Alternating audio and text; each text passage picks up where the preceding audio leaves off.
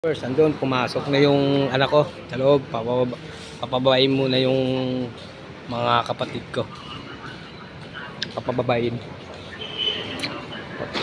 Papababain muna yung mga kapatid ko. Andun na sa loob yung anak ko. Dito na ako sa, sa immigration. Dito sa likod. Ang viewers. Pagbaba ng kapatid ko, kailangan na kami.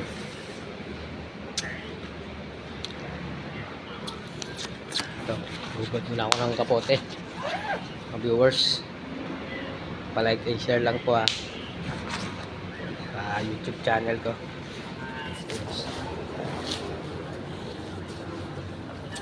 Muna ako ng kapote, mga viewers.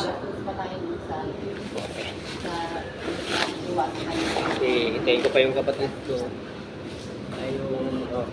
Nandun yung anak ko sa loob. Kaya dito po ako sa immigration sa likod. Kaya hanggang dito na lang po. God bless sa inyo mga viewers. Jesus Christ.